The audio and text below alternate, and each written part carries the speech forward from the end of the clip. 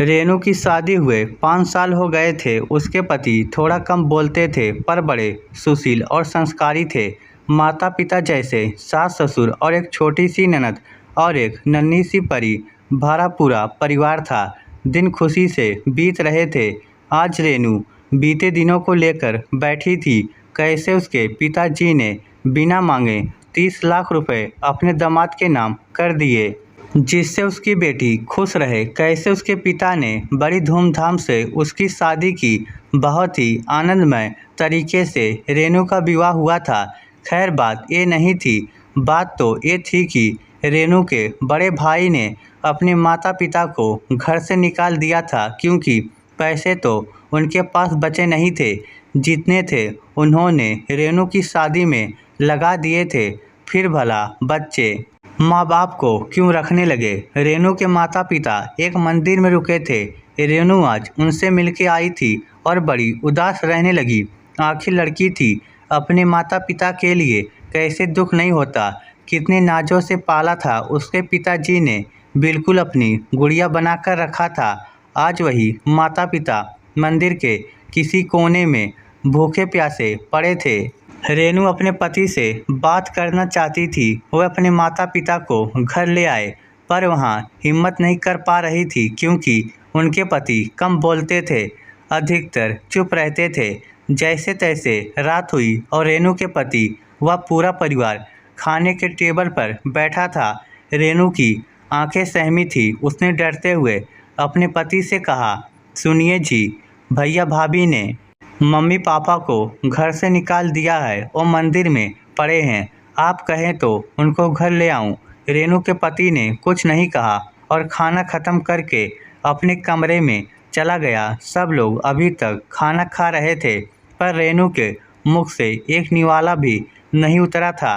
उसे बस यही चिंता सता रही थी, अब क्या होगा। इन्होंने भी कुछ नहीं कहा। रेनू रुआ सी आँख लिए सबको खाना परोस रही थी। थोड़ी देर बाद रेनू के पति कमरे से बाहर आए और रेनू के हाथ में नोटों का बंडल देते हुए कहा, इससे मम्मी डैडी के लिए एक घर खरीद दो और उनसे कहना वो किसी बात की फिक्र ना करे, मैं हूँ। रेनू ने बात काटते हुए कहा, आपके पास इतने पैसे कहाँ से आए जी। रेनू के पति ने कहा, ये तुम्हारे पापा के दिए गए ही पैसे हैं, मेरे नहीं थे, इसलिए मैंने हाथ तक नहीं लगाए। वैसे भी उन्होंने ये पैसे मुझे ज़बरदस्ती दिए थे। शायद उनको पता था एक दिन ऐसा आएगा। रेनू के सास ससुर अपने बेटे को गर्व भरी नज़रों से देखने लगे और उनके बेटे ने भी उनसे कहा, अम्मा जी, बाबू जी, सब ठीक है ना। उसके अम्मा बाबू जी ने कहा, बड़ा नेक ख्याल है बेटा, हम तुम्हें बचपन से जानते हैं। तुझे पता है, अगर बहू अपने माता पिता को घर ले आई तो उनके माता पिता शर्म से सर नहीं उठा पाएंगे कि बेटी के घर में रह रहे और जी नहीं पाएंगे। इसलिए तुमने अलग घर दिलाने का फैसला किया है। और रही बात इस दहेज के पैसों की, तो हमें कभी इसकी ज़रूरत नहीं पड़ी, क्योंकि तुमने कभी हमें किसी चीज़ की कमी होने नहीं दी। खुश रहो बेटा, कहकर रेनू और उसके पति को छोड़ सब सोने चले गए। रेनू के पति ने फिर कहा, अगर और तुम्हें पैसों की ज़रूरत हो तो मुझे बताना, और अपने माता पिता को बिल्कुल मत बताना। घर खरीदने को पैसे कहाँ से आए, कुछ भी बहाना कर देना, वरना वो अपने दिल को ही दिल में कोसते रहेंगे। चलो अच्छा, अब मैं सोने जा रहा, मुझे सुबह दफ्तर जाना है। रेनू का पति कमरे में चला गया और रेनू खुद को कोसने लगी। मन ही मन न जाने उसने क्या क्या सोच लिया था।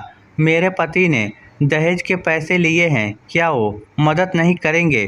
करना ही पड़ेगा, वरना मैं भी उनके माँ बाप की सेवा नहीं करूँगी। रेनू सब समझ चुकी थी कि उसके पति कम बोलते हैं पर उससे ज़्यादा कहीं समझते हैं। रेनू उठी और अपने पति के पास गई माफ़ी मांगने। उसने अपने पति से सब बता दिया। उसके पति ने कहा, कोई बात नहीं होता है, तुम्हारे जगह मैं भी होता तो यही सोचता। रेनू की खुशी का कोई ठिकाना नहीं था। एक तरफ उसके माँ बाप की परेशानी दूर, दूसरी तरफ उसके पति ने माफ़ कर दिया था।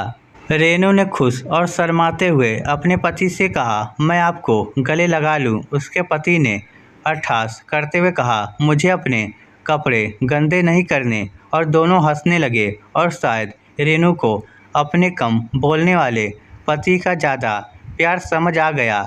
इस स्टोरी को लेकर आपकी क्या राय है? नीचे कमेंट करके हमें ज़रूर बताइएगा। धन्यवाद।